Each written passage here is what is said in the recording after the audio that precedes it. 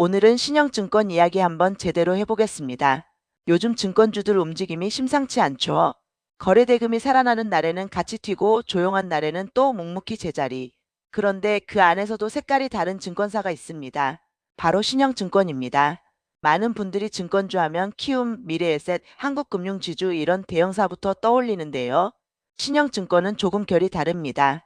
규모로 승부하는 회사라기보다는 철학과 운용 색깔로 존재감을 만들어 온 회사에 가깝습니다.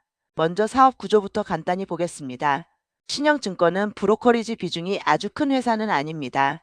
오히려 자산관리, 고액자산가 중심 영업 그리고 계열 운용사와의 시너지가 특징입니다. 특히 신영자산운용과의 관계는 이 회사의 핵심입니다. 가치투자 색깔이 강한 상품 라인업, 장기투자 철학 이런 부분이 회사 이미지와 맞닿아 있습니다. 최근 몇 년간 증권 업황을 보면 금리 상승기에는 채권 평가 손실이 부담이었고 거래대금 감소 구간에서는 브로커리지 수익이 줄어드는 압박이 있었습니다. 신영증권도 예외는 아니었습니다. 다만 대형 IB처럼 공격적인 PF 비중이 크지 않았다는 점은 상대적으로 리스크를 줄이는 요소였습니다. 부동산 프로젝트 파이낸싱 이슈가 업계를 흔들었을 때 시장은 어디가 더 위험하냐를 따졌습니다. 이 구간에서 신영증권은 상대적으로 안정적이라는 평가를 받았습니다. 재무 측면을 보겠습니다. 증권주는 결국 자기자본 대비 수익률 그리고 순이익의 변동성이 핵심입니다. 신영증권은 폭발적인 이익을 내는 구조는 아니지만 급격히 무너지는 스타일도 아닙니다. 자기자본 규모는 대형사에 비해 작지만 건전성 지표는 비교적 안정적으로 관리되어 왔습니다. 레버리지 비율이나 유동성 관리 측면에서도 보수적인 색채가 강합니다. 배당도 중요한 포인트입니다. 신영증권은 과거부터 꾸준히 배당을 실시해온 회사입니다. 배당 성향이 극단적으로 높은 회사는 아니지만 이익이 나는 해에는 주주환원 의지가 비교적 분명한 편입니다. 증권주는 실적 사이클을 타는 업종이기 때문에 배당을 통해 하방을 일부 방어하는 전략이 의미를 가질 수 있습니다. 그렇다면 최근 뉴스 흐름은 어떨까요? 최근 증권업 전반의 이슈는 크게 세 가지입니다. 첫째, 거래대금 회복 여부. 둘째, 금리 방향성. 셋째, 부동산 PF 리스크 정리 속도입니다. 거래대금이 늘어나면 브로커리지 수익이 개선됩니다. 특히 개인 투자자 활동이 늘어나는 장에서는 증권주가 동반 강세를 보이는 경향이 있습니다. 다만 신영증권은 초대형 온라인 브로커 중심 회사가 아니기 때문에 거래대금 폭증의 직접 수혜는 상대적으로 제한적일 수 있습니다. 금리 부분은 조금 다르게 봐야 합니다. 금리가 안정되거나 하락 방향으로 가면 채권 평가 손실 부담이 완화될 수 있습니다. 동시에 자산관리 시장도 다시 활기를 찾을 가능성이 있습니다. 고액자산가 중심 영업을 하는 회사에는 긍정적 환경이 될 수 있습니다. PF 리스크는 여전히 업계 공통 리스크입니다. 다만 신영증권은 공격적인 확장보다는 관리 중심 전략을 택해왔기 때문에 구조적으로 치명적인 리스크가 부각된 상황은 아닙니다. 물론 시장 상황이 급변하면 모든 증권사가 영향을 받을 수 있다는 점은 전제로 두어야 합니다. 주가 측면도 보겠습니다. 증권주는 보통 업황 기대감이 선반영되는 경우가 많습니다. 실적이 바닥을 찍고 개선될 조짐이 보이면 먼저 움직입니다. 신영증권의 주가는 대형 증권주처럼 거래량이 폭발하는 스타일은 아닙니다.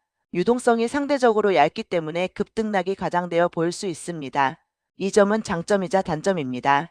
상승 재료를 정리해 보겠습니다. 첫째, 증시 거래대금 회복. 둘째, 금리 안정과 채권평가 손실 축소. 셋째, 자산관리 시장 회복. 넷째, 배당 매력 부각. 반대로 리스크는 무엇일까요? 첫째, 거래대금이 다시 줄어드는 경우. 둘째, 부동산 PF 관련 추가 충당금 이슈. 셋째, 증권업 전반의 수익성 둔화 장기화. 여기서 중요한 질문을 던져보겠습니다. 이 회사는 고성장 스토리로 접근해야 할 종목일까요? 아니면 안정적 중소형 증권주로 접근해야 할까요? 제 판단은 후자에 가깝습니다. 신영증권은 테마로 급등하는 종목이라기보다는 업황이 완만히 개선될 때 서서히 재평가받는 구조입니다. 단기 급등을 노리기보다는 업황 턴어라운드 구간에서 비중을 조절하는 전략이 어울립니다. 대응 전략을 생각해보죠. 만약 증시 거래대금이 지속적으로 증가하고 업계 실적 컨센서스가 상향 조정되는 흐름이 나온다면 증권주 전반의 멀티플 확장이 가능해집니다. 이 구간에서는 분할 접근이 유효합니다. 반대로 PF 관련 부정적 뉴스가 확대되거나 시장 변동성이 급격히 커진다면 증권주는 업종 특성상 동반 조정을 받을 수 있습니다. 이 경우에는 보수적 접근이 필요합니다. 마지막으로 한 가지 더 말씀드리겠습니다. 신영증권은 화려함보다는 철학이 강조되는 회사입니다. 가치 투자 기반의 운용 철학, 보수적 재무 운영, 그리고 꾸준한 배당. 이런 요소를 좋아하는 투자자라면 관심 리스트에 둘만 합니다. 다만 모든 투자는 업황이라는 큰 파도를 벗어날 수 없습니다. 증권업은 사이클 산업입니다. 좋을 때는 강하게 좋고 나쁠 때는 생각보다 길게 눌릴 수 있습니다. 결국 질문은 이것입니다. 지금 증권업 사이클은 어디쯤 와 있는가? 거래 대금과 금리는 어떤 방향으로 가는가? 그리고 나는 단기 변동을 감당할 수 있는가? 이 세 가지를 스스로 점검해 보신 뒤 접근하시는 게 좋겠습니다. 오늘은 신영증권을 차분하게 정리해 봤습니다. 단기 테마보다는 구조와 업황 그리고 재무 안정성을 중심으로 봐야 할 종목이라는 점, 이 부분만은 기억해 두시면 좋겠습니다. 투자는 항상 본인의 판단과 책임이라는 점 잊지 마시고 다음 영상에서는 또 다른 종목으로 더 깊이 있게 이야기해 보겠습니다.